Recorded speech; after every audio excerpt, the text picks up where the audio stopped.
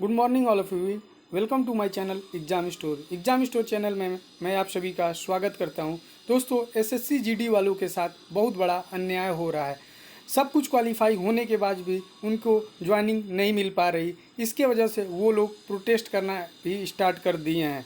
बहुत सारे कैंडिडेट का एज ओवर होता जा रहा है। इसके वजह से वो लोग मॉडल एग्ज़ाम कोड लागू करने को बोल रहे हैं। तो चलिए इसी की रिकॉर्डिंग ये वीडियो हम लोग जान लेते हैं। तो अभी तक आपने मेरे चैनल को सब्सक्राइब नहीं किया है तो पहले जाके चैनल को सब्सक्राइब कर लो, वीडियो को लाइक कर दो, क्योंकि एग्जाम स्टोर लगातार आपको लेटेस्ट अपडेट लाता रहता है।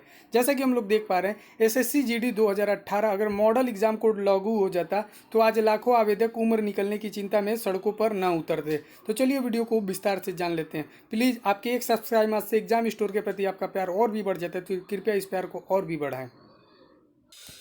तो यहाँ से हम देख लेते हैं क्या जो है सार रणवीर सिंह कहते हैं कि सरकार को कई बार ज्ञापन देकर इन आवेदकों की ज्वाइनिंग जल्द कराने का आग्रह किया गया, अभी तक कोई सुनवाई नहीं हुई है। इन आवेदकों के पास दूसरा विकल्प भी नहीं है। ऐसे में अब ये अपनी आवाज़ सरकार तक पहुंचाने के लिए दिल्ली पहुंच रहे हैं। अब इसको हम लोग विस्तार से जान लेते हैं। एसएससी जीडी 2018 के लाखों आवेदक आज परेशान हैं। वजह, तीसरे साल में भी उन्हें ज्वाइनिंग की उम्मीद नहीं है।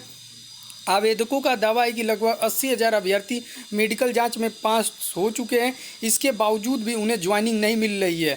दूसरी परीक्षा की तैयारी भी नहीं कर सकते क्योंकि उम्र निकल गई है। कोई युवा 5 साल में तो कुछ आवेदक 7 वर्ष के अथक प्रयासों के बाद यहां तक पहुंचे हैं। युवा हल्ला बोल के संयोजक अनुपम बताते हैं कि इसमें सारा दोष तो सरकार का है। जब 1 लाख पद खाली है तो ज्वाइनिंग में देरी क्यों हो रही है। बहुत बड़ा अन्याय हो रहा है एसएससी जीडी के साथ। वह कहते हैं कि दरअसल केंद्र सरकार को युवाओं की चिंता है ही नहीं। अगर मॉडल एग्जाम कोड लागू हो जाता तो आज लाखों आवेदक उम्र निकलने की चिंता में सड़कों पर न उतरते। युवा हल्ला बोल ने यह एग्ज़ाम कोड तैयार किया। इसके जरिए सरकार को वह प्रक्रिया बताई गई थी जिसके माध्यम से 9 माह के भीतर कोई भी परीक्षा फॉर्म निकलने से लेकर ज्वाइनिंग तक संपन्न कराई जा सकती है, लेकिन तब सरकार ने कोई ध्यान नहीं दिया था। अनुपम के अनुसार जब बड़े पैमाने पर पद खाली तो भी सरकार तय समय पर भर्ती प्रक्रिया पूरी नहीं कर सकी।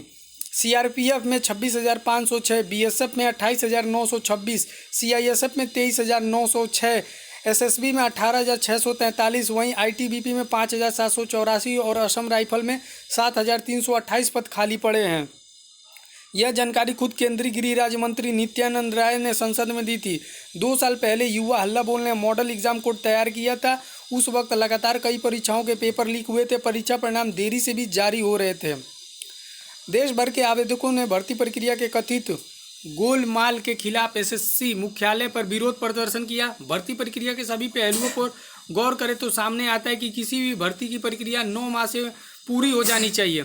यहाँ 9 के यहाँ 2 साल बीत गए, अभी तक भर्ती प्रक्रिया पे कुछ नहीं हुआ।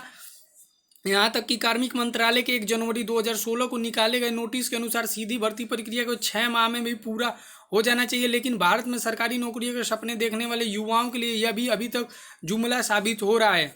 आवेदकों ने टेस्ट पास कर लिया, शारीरिक दक्षता पास कर लिया, मेडिकल जांच में भी सफल हो गए, लेकिन अभी तक उन लोग को ज्वाइनिंग नहीं मिली। 6 साल में भर्ती की तैयारी में जुटे योग्य उम्मीदवार मानसिक प्रताड़ना झेल रहे हैं। जब उम्र निकल जाएगी तो गरीब परिवारों के बच्चे आगे क्या करेंगे। इस मामले में सरकार की पूरी संवेदनहीनता नजर आती है।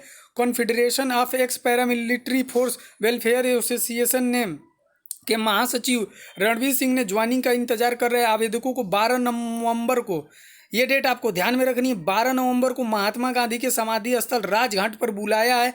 रणवीर सिंह कहते हैं कि सरकार को कई बार ज्ञापन देकर इन आवेदकों की ज्वाइन जल्द कराने का आग्रह किया गया, अभी तक कोई सुनवाई नहीं हुई है। इन आवेदकों के पास दूसरा विकल्प भी नहीं है।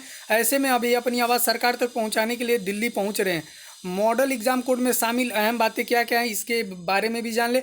भर्ती की विज्ञप्ति निकालने के बाद फॉर्म भरने के लिए 20 दिन का समय दिया जाएगा। यदि फॉर्म में कोई कमी है तो उसकी जानकारी आवेदक को मैसेज और ईमेल से दी जाएगी और इसमें सुधार करने का नोटिस भी दिया जाएगा। फॉर्म भरे जाने के बाद 30 दिन के अंदर प्रवेश पत्र जारी हो, यह सूचना भी मैसेज और ईमेल के जरिए आवेदक को मिले। सुनिश्चित किया जाए कि यदि फॉर्म में परीक्षा केंद्र चुनने का मौका न हो तो परीक्षार्थी का परीक्षा केंद्र उसके घर से 100 किलोमीटर की दूरी पर ना हो। प्रवेश पत्र जारी करने के बाद 15 दिन में परीक्षा आयोजित की जाए।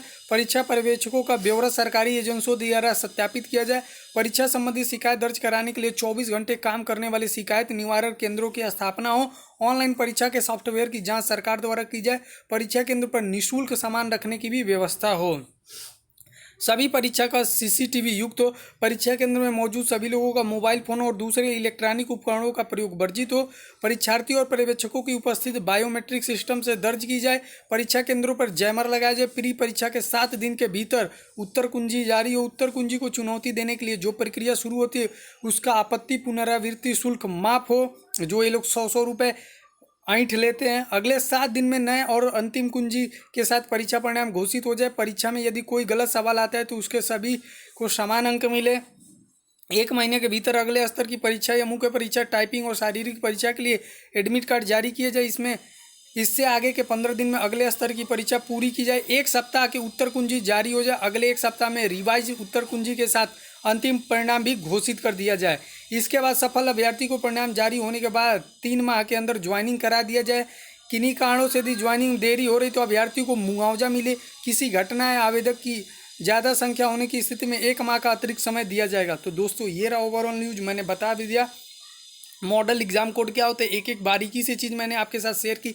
अगर वीडियो पसंद आए आप मेरे साथ प्लीज़ वीडियो को इतना शेयर कीजिए कि सबके पास पहुंच जाए।